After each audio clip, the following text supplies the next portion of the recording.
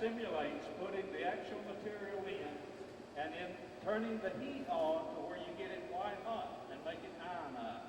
That becomes a plasma stream that will be coming out of that sending unit that I pointed to over there. And when that comes out, when that's all ionized and up and heated, then we have the action of the actual Calutron. Now what you see is all of the ions coming out of the sending unit at the bottom bend in an arc. They bend in an arc because of the magnetism that's on either side. That just causes a particle to bend. A heavy particle will bend less than a light particle. The difference between U-235 and uranium-238 is 3 neutrons. The difference between 5 and 8. Now 7 pounds of uranium U-235 and 993 pounds of U-238. Very scarce material that they had to separate and collect. Now, in the period of time we're talking about, they put 1,152 Calutrons in 9 buildings. 5 alpha buildings, 4 beta buildings. Alpha was the first process, beta was the second. This that you're looking at here is a beta process. These Calutrons are beta Calutrons. Kilograms of uranium U-235. Now, don't you know the people in Knoxville wondered what in the world was going on out here? All of this material coming in, truckload after truckload, trains coming in, everything coming in, and nothing ever left. So they would ask people, what are you making out there? What are you doing out there? And take them apart, collect every little bit of the material. And when they got a little bit of that material, they would take it and they would put it in a gold-lined container, actually put 2 containers in a briefcase, take that and tie it to an Army lieutenant's arm, dress him to look like a salesman, and put him on a passenger train out to Los Alamos. Now that's how the material actually got transported for the first atomic bomb. Now after the Manhattan Project and so much more economical, we didn't need the Y-12 processes. After the bomb was dropped, the employment at the plant went from 22,000 down to 3,000 in just a matter of weeks. And there was this whole industrial complex sitting here, and oh, by the way, it had 13,000. I think we're going to need 5,000 or 6,000 tons. And the gentleman responsible for maintaining the silver supply said, you don't understand.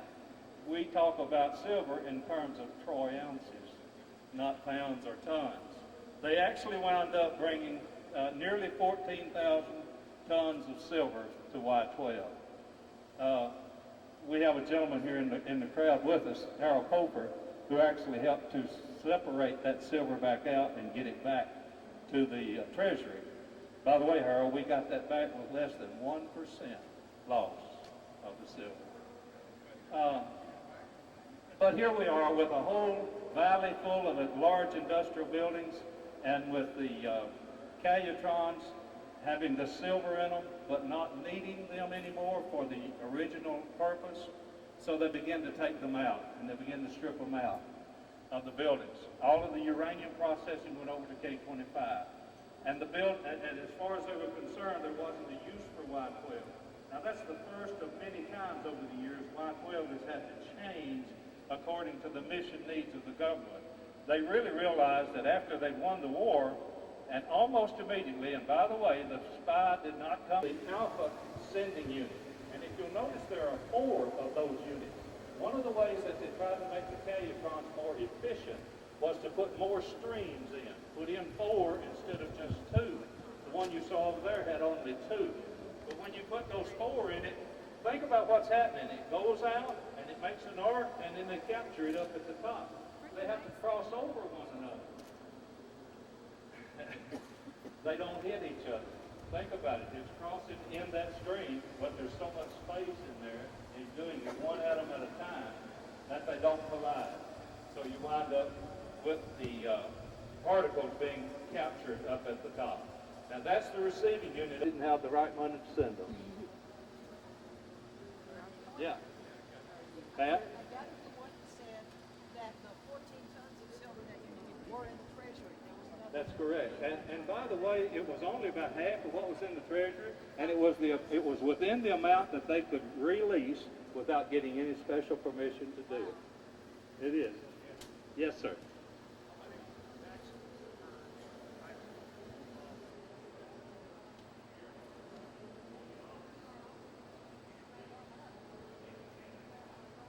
Yes.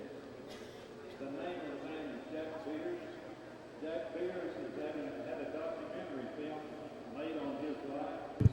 Well, two things, because he can still tear a phone book in two by his hand, and he's 90-something years old. But he also been in all these movies. However, he was so proud of the fact that he worked here during the Manhattan Project, and then we brought Bill Wilcox up and had him sit down and have a conversation about Calutrons, and it was a thing to see. He's supposed to give us the raw footage of that, and we haven't seen it yet. How about if we start moving on around, because we need to get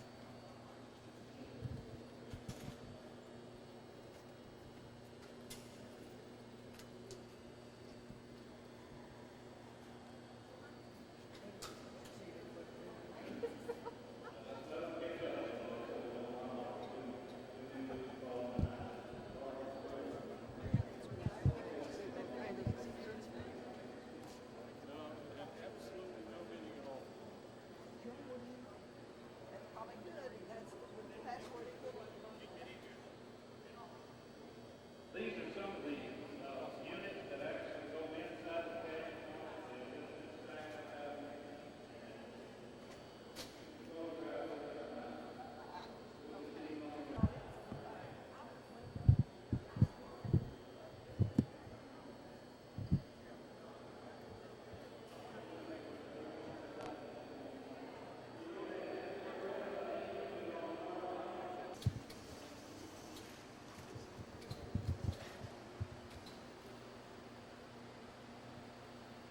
That's what would happen when they were bringing the units out. They actually used these dollies to bring them out. They would have another one ready to go right back in.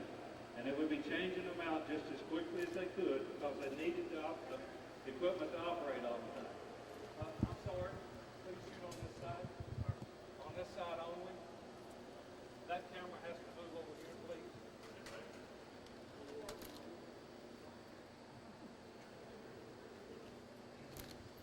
Okay, very good.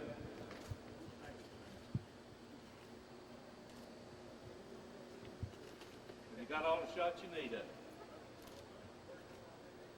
So where was the 235 collected? Collected in the top, at that unit right up there. That's the receiver.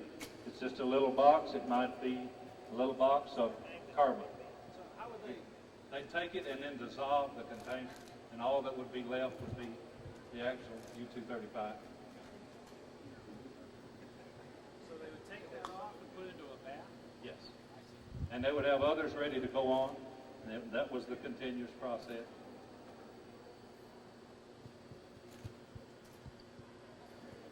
What did it look like? What did it look like? What kind of form was it? It would be like, no. Not exposed to, there's nothing to be exposed to. Yes, sir. It operated on either side of the vacuum chamber. The vacuum pumps downstairs would have been used to create the vacuum for these to operate in. Okay, Chris, let's roll it back in. I want you to see the Calutron girl, okay? Get an image, roll it in slow.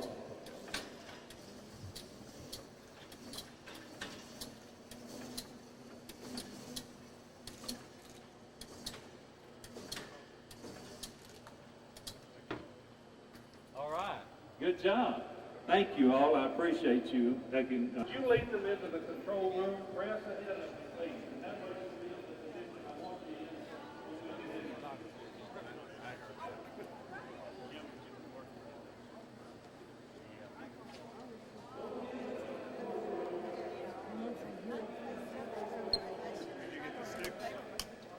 in. When we started this, Ray, I've got a display that I really would like to see operate again.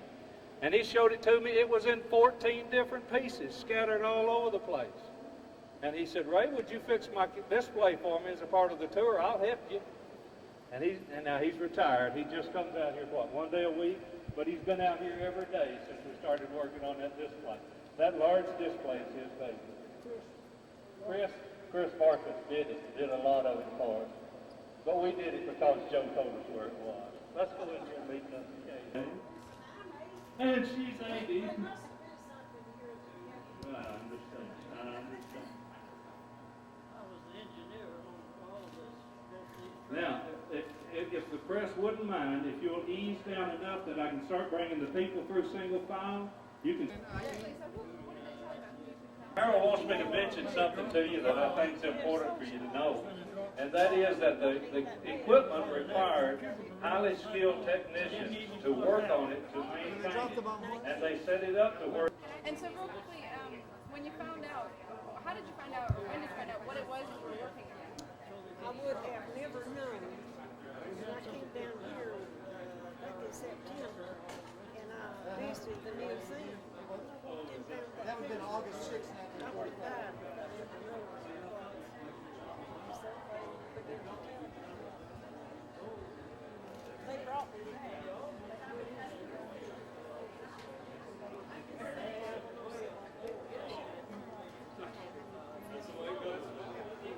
How did you figure it out? This is September this past year. What I actually did. So when the bond dropped in 45, did you have any idea that you had something to do with it? We need to move on through if we can. What we were actually doing. They said we could. All right, you can tell me. Okay. Press, we've got one shot you can make as you go out.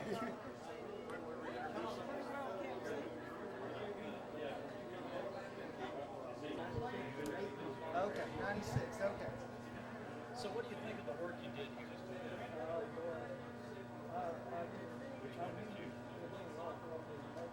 You know how many times I dodged your face?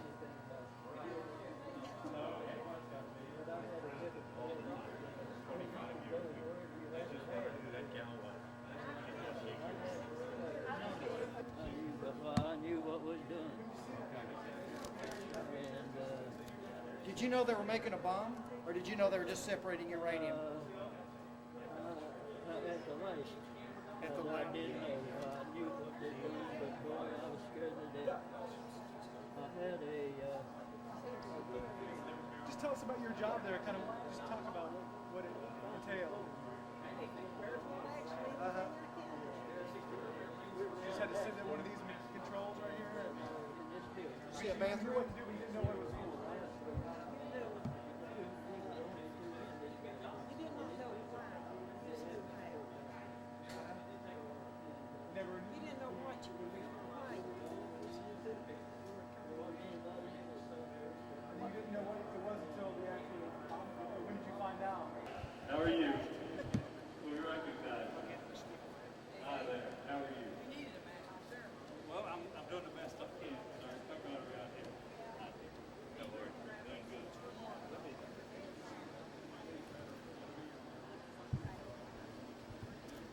Get the press on out here if you could. Tell the press that we're ready to do the demonstration on this way, but I'm going to let you turn one on over here, the simulated role, okay? This unit right here, it simulates, and it's going to show up on that display. What I'd like you to do is to turn this switch on. Right here's the first one. All right? Then you turn this one on. Now, what you've done is you've brought on simulated high voltage. That's what makes the unit pull the ion out and put it in a spin. Now we're going to turn this switch on, which is going to bring the heater power to the sending unit down at the bottom. All right, now we're going to bring this reset up and watch it start to glow. Bring it on up more. See it's beginning to glow. See the heat coming up.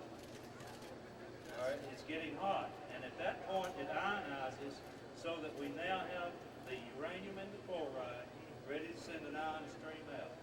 Now flip the switch there, bottom switch. And what you have there is the actual ion stream simulated. Starts from the bottom, splits at the top. The difference in uranium-235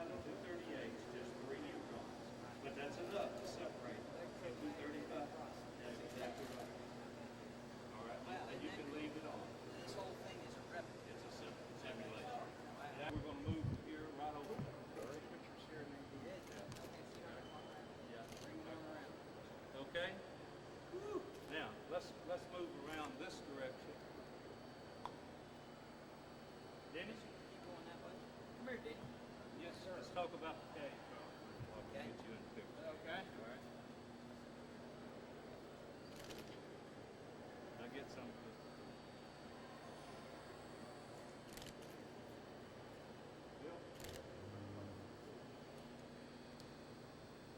You want to get a lot in here. A lot of these photos. This is heady stuff, guys. First time ever. Oh, all right. This is what they call getting the camel's head in the town.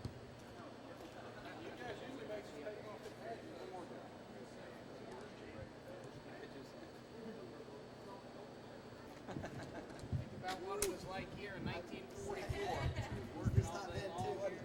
When all of these things were throwing off heat. Hi, Lynn. You got your summer haircut going down the street. I just cut it off and worry about it. Just love it that way. He didn't get a haircut. He got them all cut. All right. Got enough? All right. Let's move right around here.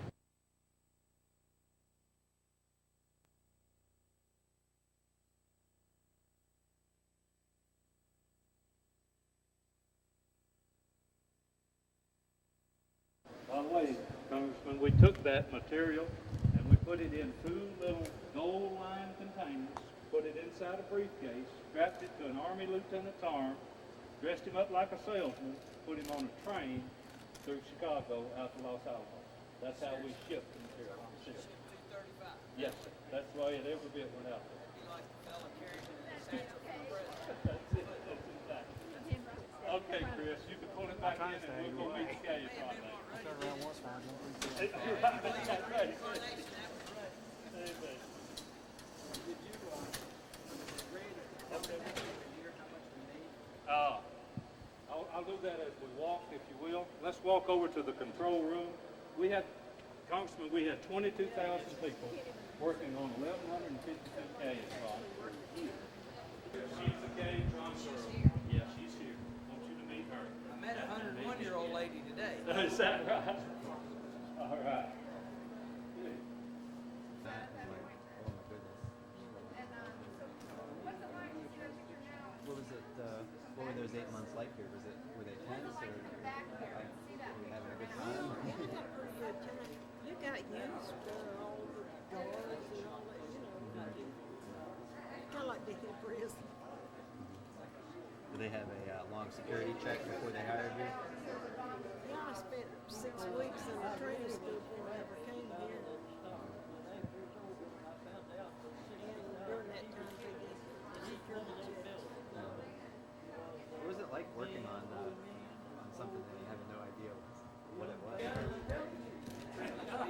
sir. Thank you. Thank you. Just So good give to what see you you here. want, Thank you so not much. ask any I questions. tell you, we're so proud of you. Proud of you be able to Kinda come like back you're here. a woman. Be back in the What's that? Caddy I'm not sure what you want to play ball. That's right. That's my job. So privileged to know you and see you here where you were What did you do when so you got many out? years ago. I went back to school. 60 years You ago. said you're originally from Harlem? This picture right here. Hey man, I'm Zach Long. Gladys Owen. Hi, This Glenn. is Congress. Zach Long, Congressman. I am. Yes, ma'am. Nice to see you. Thank you for coming back today. You look young though. You've been taking care of yourself. I met a lady named Hazel Russell today who worked here. Hazel Caldwell Russell. She's 101 and she was working out here in the 40s as well. I don't know if you. She's 101. Yeah, I met her this I was morning. thinking probably me and Connie was the only two left. Yeah. Well, how old are you? 80. Yes, ma'am. It's amazing. You worked how many years here? I only worked about 8 months. 8 months. From January until August. Of which year? 1945. 45. My gosh. Well, you're a Cold War warrior. Come on in here, y'all. We're honored. Look at this. These are the original people here.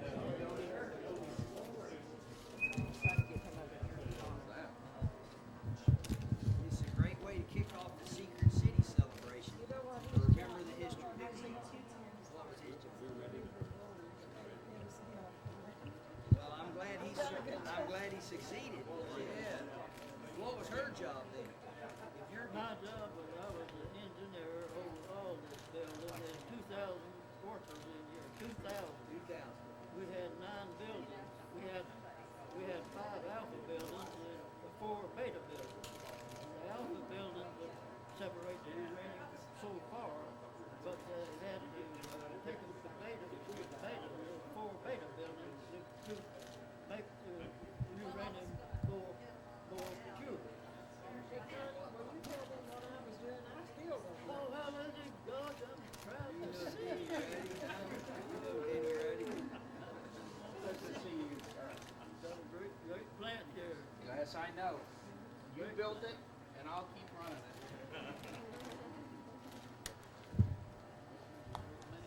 Boss, the press folks would like to talk to you. Sure. Okay. Thank y'all. I'm so glad to meet you. It is unbelievable, isn't it? I've been This looking is at very your. emotional for me. Oh, I know that. I know it's very emotional for me too. I've been looking at your pictures since I was a boy. Is it a lot on the brain? To better chronologue and catalog this great American story in the annals of American history. It's also amazing when these facilities are opened up, as they are this Saturday, to the general public on a very quick sellout, so that the public can come in and see the whole Calyutron system here that has not been open to the public, not even to the press, over the years. Manhattan Project Forward. What a story, really, and I don't think it's been archived or even shared enough with the American public. So I think the Secret City celebration comes now to build at Oak Ridge as an annual event, whereas in the new era, when we're Perhaps a smaller battlefield type atomic weapon. I hope and pray not, but at the same time, I think we have to be prepared. We don't know what the future holds. I do know that our Energy and Water Subcommittee, we're actually working and exerting our congressional oversight and responsibility in trying to determine what is the next generation nuclear weapon, if at all. If at all. Do you favor perhaps a smaller generation of nuclear weapons? Oh, I favor retrofitting, moving down, streamlining, making smaller and frankly less expensive anything that we have to do. And then the non-proliferation efforts around the world are incredibly, we have the wherewithal, the know-how.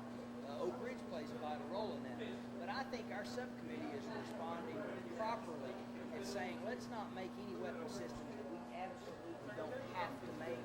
Let's not be in the weapons business for weapons' sake.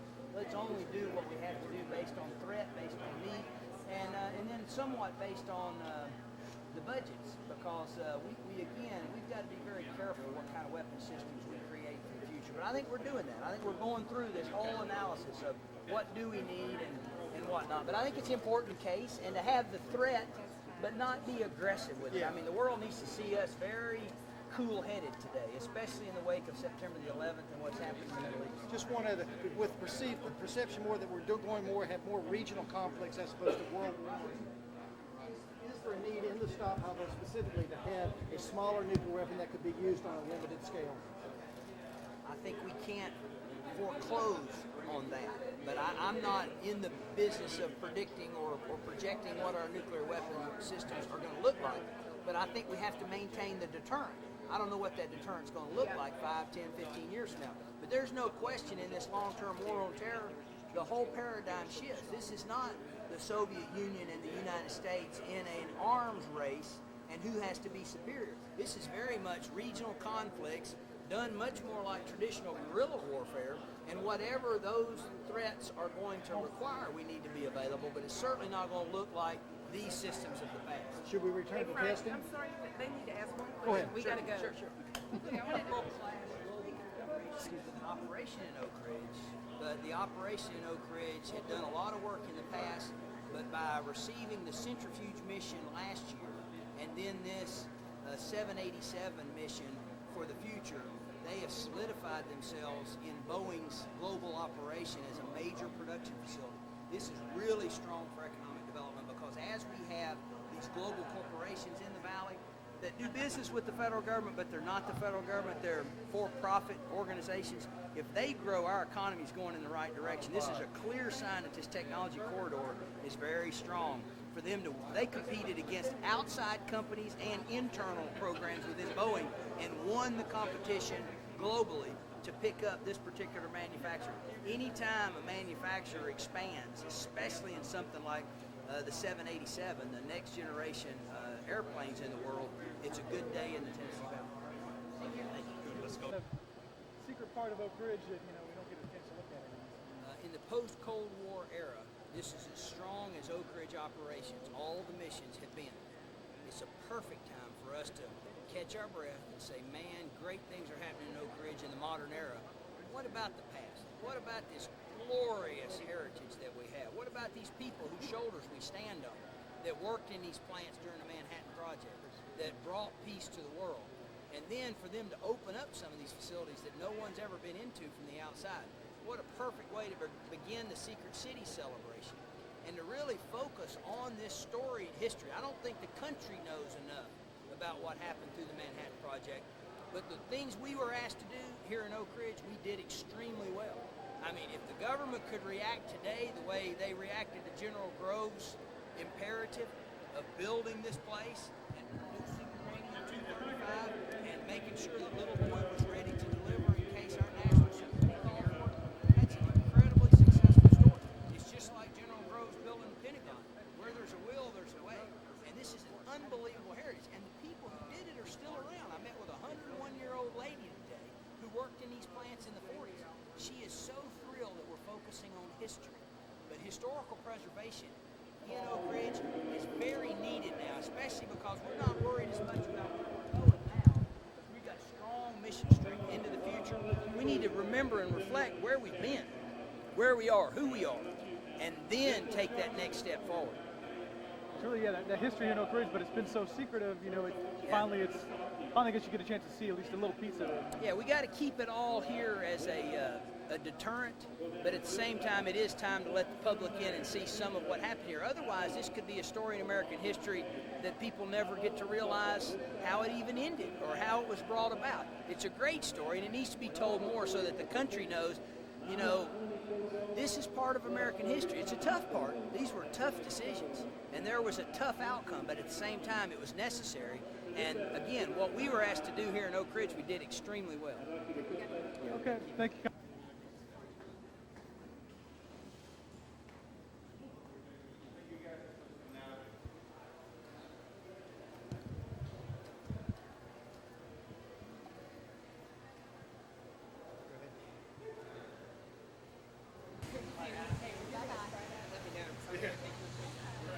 Grab the descenders before you let them go. Oh, okay.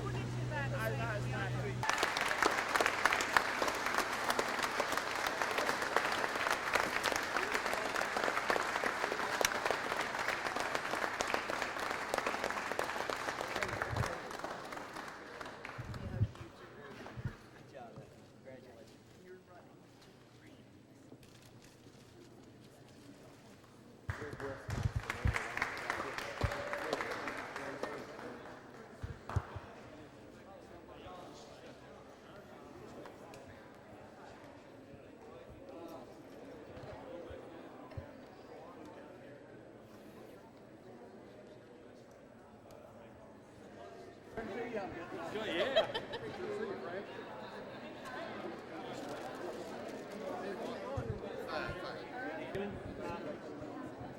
Skip right in here.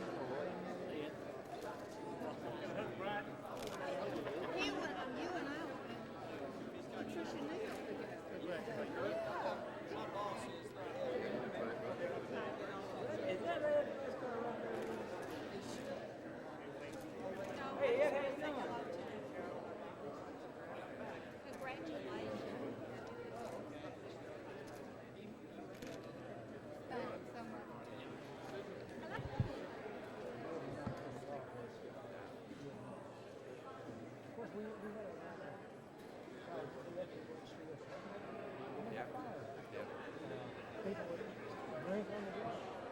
they sell them generally for free. Yeah. You still do the same thing. Yeah. So, life will always be a fun. It's a great place for people to be. And I keep on saying, every day, people tell me what, hey, it's good, keep it up. I say, I'll take you look over there this week. Great. Here.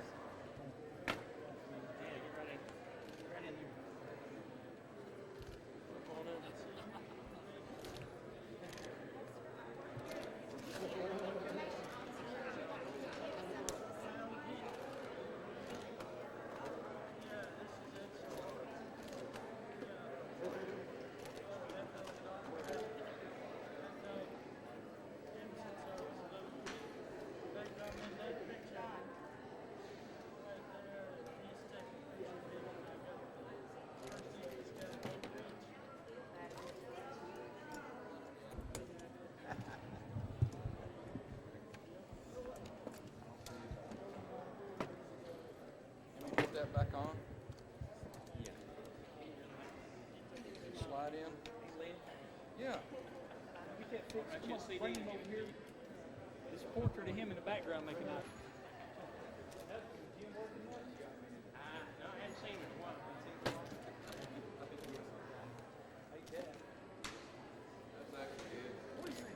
No, you don't.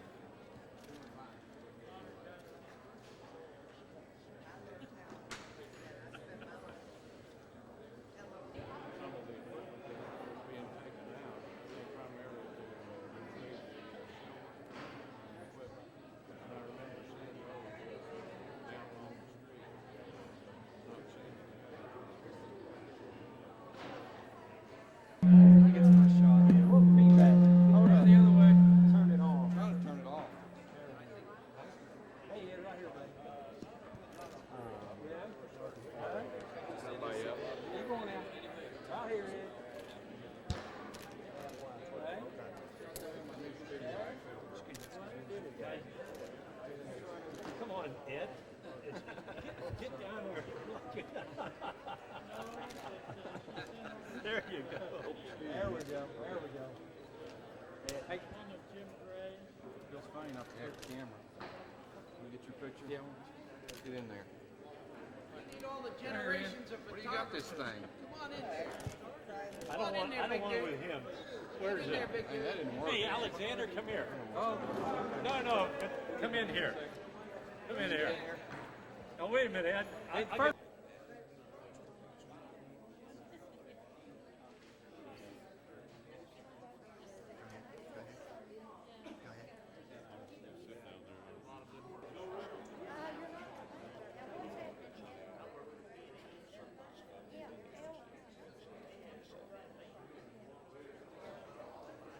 A lot of things happen in other parts of the country.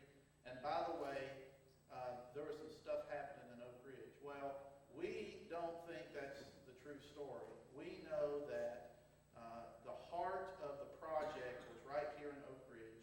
We wanted the story told properly from our perspective, from an Oak Ridge perspective. And this film is going to do that. It will be the definitive history of Oak Ridge. We're excited about it. The filmmaker is here. Keith McDaniel is somewhere. Raise your hand, Keith, if y'all turn around. He's in the back. He's an Oak Ridger. And a story to be told proudly to a lot of people. So I hope that you will enjoy this. About 3 of us got to see essentially the finished product of the film. It was a disaster, and General Groves just went berserk. And they looked into it. They found out, of course, that they were making all kinds of shortcuts during the war to get this thing on stream. Turns out that there was dirt in the oil in the magnet gaps. To Alice Chalmers, the company that originally constructed the magnets for the Calcutrons. Still not sure how the electromagnetic process would work and how much enriched uranium would be needed to build the bomb, General Groves kept adding more and more Calcutrons to the plant. Eventually, 9 buildings would be built to house 1,152 Calcutrons. calutrons were arranged in groups, in oval configurations which were soon dubbed racetracks. Each of the individual calutrons were controlled by an operator in an adjoining room. At first, the scientists thought that PhD physicists would be required to operate the complex machines, but Tennessee Eastman thought differently. So they found this meter on a certain number. So they would make those minor adjustments when they were told to, and only when they were told to. And what they were adjusting is the amount of the strength of the magnetic field that would make the atom bend a little less or a little more depending on how strong the field current was. So they didn't have a clue what they were adjusting. But by making those adjustments, they got the efficiency as high as they could on the calutrons. There were two sizes of calutrons used for the process of obtaining the enriched uranium: large alpha units and smaller beta units. Once the oil problem and magnet gap problems were solved, Y-12 soon started seeing results from the calutron.